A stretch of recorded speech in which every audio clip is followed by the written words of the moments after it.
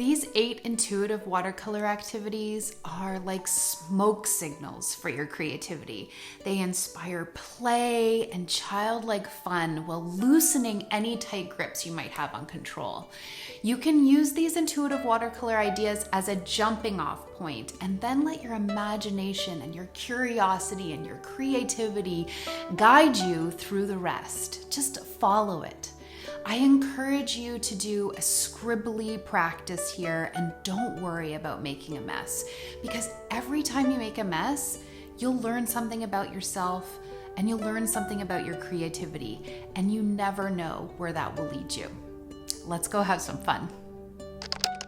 For this intuitive watercolor activity, you're going to start by randomly placing watercolor paint all over the page. Don't be precious about it. Use any colors that call out to you and add those colors in bits and spurts as feels fun. Let the colors blend and mingle and see what you and the watercolors co-create together.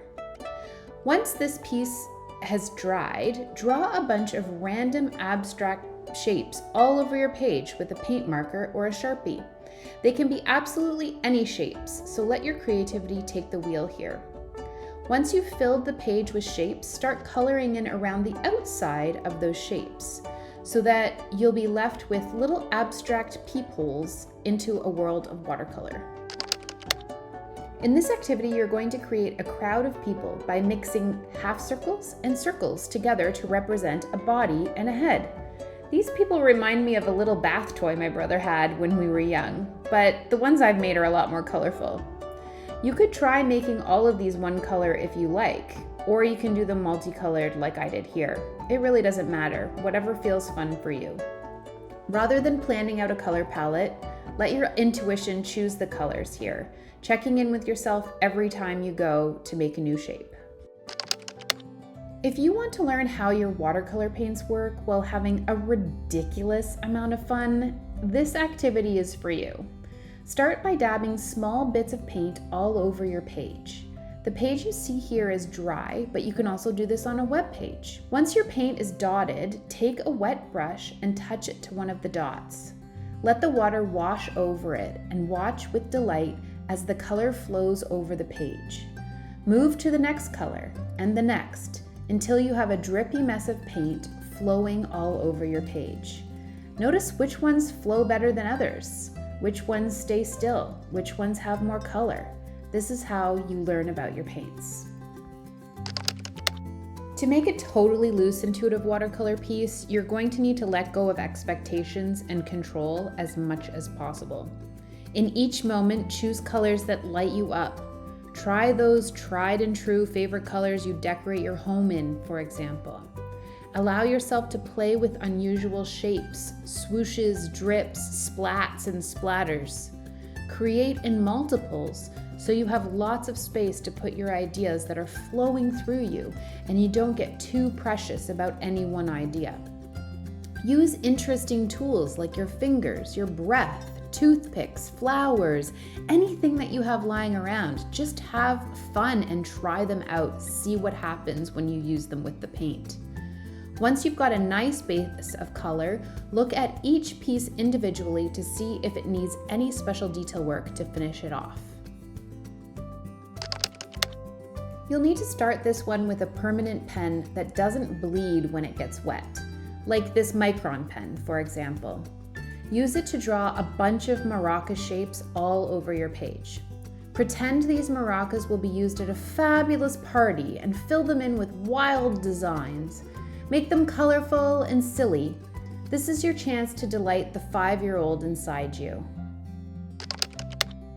Making marks on top of dried watercolor feels like such a natural fit, so find a watercolor piece you've already created and get started.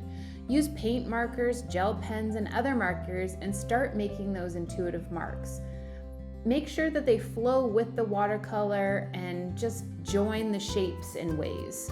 These marks can be anything ranging from dots to circles to flowing lines to dashes to triangles. The list goes on and on and on. Anything you can imagine, you can make. Any marks that feel good in your body are the ones to try here. For this intuitive watercolor activity, I encourage you to put blobs of watercolor paint in varying shapes and sizes all over your page. Once that's complete, grab a watercolor crayon or a watercolor pencil crayon and start outlining the shapes the watercolors are making as they blend together. For me, it felt like I was caging the colors, somewhat forcing them to stop blending together and become separate in a way. It helped me visualize how this happens in the world as well, and it kind of felt like countries being separated by borders. If you don't happen to have a watercolor crayon or a watercolor pencil crayon, wait for the paint to dry and use anything you can make marks with to outline the dried watercolors. Painting on a cardboard box is a guaranteed opening to the child self that lives inside you. It's almost impossible to take yourself seriously when you're painting on a cardboard box. There are absolutely no stakes, none. You'll find that this opening allows you to access your intuition more easily and makes it simpler to play and make interesting marks you might not feel comfortable making even in a sketchbook. Give it a try, pretend you're 5, and cover a cardboard box in watercolor paint. I hope a few of these activities sprinkled a little bit of fairy dust on your imagination and your creativity runs wild. If you'd like to dive deeper, here's a playlist of all of them.